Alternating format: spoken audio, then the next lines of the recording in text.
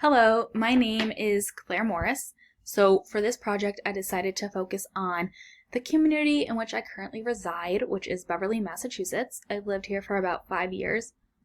Just for some context, Beverly is located about a half hour north of Boston, and as you can see, it is also located along the ocean. So these are some pictures of the community. This is a map of Massachusetts. The yellow I highlighted is the city of Boston and some of the major cities around it. And north of that, the pink area that you see is the town of Essex, which Beverly resides in. It's also known as the North Shore of Boston. And then that bright red there is the town of Beverly. Just another visual of where Beverly is located. So the population is around 42,000 in Beverly, and the population has gone up about 5% in the last 20 years. So gender population, about 46.6% of the population are males and 53.4% are females. The median resident age is 41 years, and I felt it was notable to mention that over 7,000 of the 34,293 adults that live in Beverly are seniors. I provided a pie chart to the right of this slide that kind of breaks down the races in Beverly, and as you can see, the majority of the population is white. So very little diversity. Quality of life. I'm going to focus on crime for a little bit. So there are about 66 full-time law enforcement officers in Beverly. This is 1.56 officers per 1,000 residents, which is lower than the Massachusetts average, which is 2.37 officers per 1,000 residents.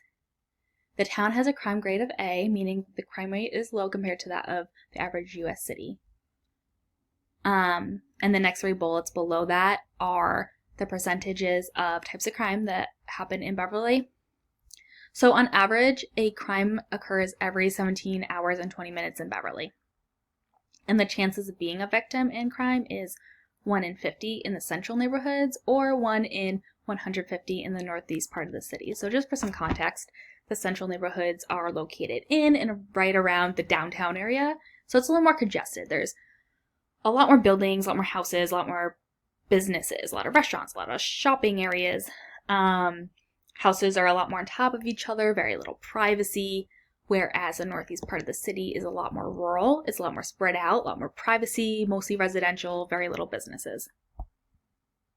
And then I provided a graph of the crime index for Beverly. So continuing on with the quality of life, I'm going to focus a little bit on poverty and income in Beverly. So the average household income is around $112,000. However, the average household income for families specifically is $145,000, and then for non-families it's $63,000. The poverty rate is about 9.33%. The percentage of males that are unemployed are 14.22%, while the percentage of females who are unemployed is 4.56%. So it's significantly lower for females. And then the amount of males employed in Beverly are 3.63%, while for females it's 4.56%. Important institutions. So the top 4 bullets in this slide are ones I identified as important institutions. I only listed public schools, however, there are a handful of private schools in the town as well. This chart at the bottom I actually found very interesting. It's the most common industries as of 2000. I didn't find a more recent one. I don't know if that's because I didn't care to update it or it stayed relatively the same, but I felt that was very interesting. And I kind of laid out the percentages to the right of that graph for each industry mentioned. So good community assessment. I took the different categories that were identified in our reading, Seeking a Good Community, and I'm just going to go through all of them with you guys. So safety. The reading states that a good community offers residents a safe place to live. So kind of referring back to what I talked about in regards to crime in Beverly, crime is pretty low. So I would say that the town does a fairly good job in regards to safety. One thing I did notice when thinking about this topic is how the police department used to be very small and very inconveniently located. It was like right in downtown, kind of set back between buildings. I honestly didn't know where it was for a long time. But it recently moved to a much more convenient location, and it's a lot bigger. So I don't know if that means that they're planning to grow the amount of law enforcement officers that are employed by this town, but they definitely most likely at least have the space to do so if needed because of this new location. The next category, goods and services. The reading states that a good community offers access to those goods and services necessary to sustain residents at a level acceptable to them. So the first thing I thought of when thinking about this is how Beverly does have a lot of businesses, especially in the downtown area. There's a lot of restaurants, a lot of shops, just, and there's doctor's offices, there's dentist's offices. However, one thing I also thought of, and there's grocery stores, and when thinking about this, there are people who can't afford to go out to eat, who can't afford to buy groceries on a regular basis. So then that made me remember that there is this agency in our community. It's called Beverly Bootstraps, and it's a community service agency that helps, those of lower income. So the agency has a food pantry. This food pantry is relatively small, however, and I think residents can only access it about twice a month. So that's like once every other week. And they can only, take a certain amount of food or goods from that store. And you do have to prove residency in Beverly. So for those who are homeless, it, could be a lot more difficult to do so. But that is one way in which the agency and the community do try to help those in need. And I believe the agency also has a thrift store, so that provides like cheaper clothes, furniture, whatever it is, to people as well. And then I think they also have like continuing education classes or like English classes for adults as well. So the next category, relationships. The reading states that a good community must have relationships of the character that bind people together. I think it's hard to speak on relationships in a community that's so big. However, for myself personally, I do see this in, my own relationships and just out of things that I've observed. Although it's a big community, it's small enough that, at least if you're walking downtown or whatever, like you run into people at least for me, like I went to school outside of Beverly and I work outside of Beverly. However, I always tend to meet people that live in Beverly. So Beverly's everywhere you go. So I do think, that makes it easy to kind of build relationships. The next category, commonality of values and goals. The reading states that a good community must have a commonality of values and goals that helps residents pull together. I think one thing that really stuck out to me when thinking about this is, and I think a lot of towns can say this also, especially since COVID and with just a lot of stuff that's going on in the world, while we have seen a divide, we've also seen a lot of people try to come together because of it.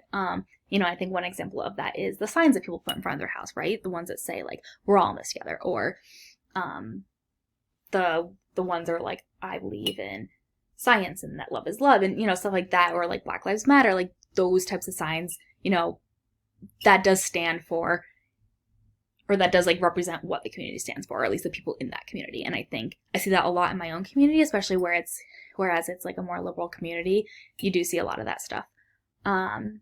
So I think that's one thing that really stuck out to me when thinking about this. And I think kind of going back to what I just said about being a more liberal community, it is a very democratic town. So I think, that is one way in which I see a commonality of values within the town. So the whole person principle. The reading states that a good community is a place where people are treated as a whole person. I think it's another hard one to speak on in regards to the whole community, but going back to what I was saying about the agency, Beverly Bootstraps, that is located in this town, that that agency stands. I think, that agency does represent this, and that's what they stand for. And I think, that speaks to what the town represents in a way, right? The agency really looks at the person as a whole. They really aim to like view the person with integrity and respect. And I think that speaks to the town in a way as well. The next category, predictability. The reading states that a good community is a place where the day-to-day relationships among residents are highly predictable. One thing that stuck out to me with this is the mayor calls, I think you have to sign up for it, but he like calls and will leave messages, or it's an automated call. So like if you choose to answer, it'll play through, or you can just let it go to voicemail. I like to let it go to voicemail because then I can always refer back to it, but he just leaves updates on, regarding what's going on in the town when it comes to snow removal, when it comes to where vaccines are being administered, when it comes to road work, when it comes to anything, like that's going on in the town. And I think that does kind of give a sense of predictability. It helps you kind of stay in the know with what's going on. And then 3 more left. So a recognized place in the social structure. The reading does state that a good community has a recognized place within the social structure for each member. I do think it's hard to identify that for each member. However, I do think this is something that they try to do, and I see it in lots of little ways, just by providing a lot of opportunities for businesses, a lot of small businesses. That is one way in which I personally see it. Second to last category, opportunities. The reading states that a good community provides sufficient opportunities for growth and fulfillment. Again, kind of going back to what I just said, there's a lot of small businesses. There's the agency that I was referring to a little while ago. They, provide opportunities for people to continue their education, for people who don't know English that well to learn English so that they can get a job. I think that's one way in which the community does that. And then the last category, homogeneity.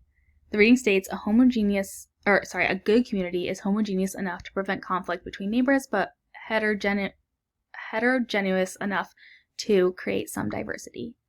Again, I think it just depends how you take that statement, right? I think, one, there's very little diversity in this town, as we've seen, not only within race, but in other ways as well. Like, majority of the population is straight. The majority of the population is adults. The majority of the population is Democratic. Like, there is very little diversity in this town, I believe. However, there still is conflict, especially in a town like this. I do think people are a little bit particular about certain things, right? I think you can see this on town Facebook pages, especially when people post stuff and start complaining about whose car is parked on the street, like, why is this not being mowed, etc., etc. So I think that's one way in which you see that tension as well. So this was my presentation. These are just my references, and that's it. Thank you, everyone.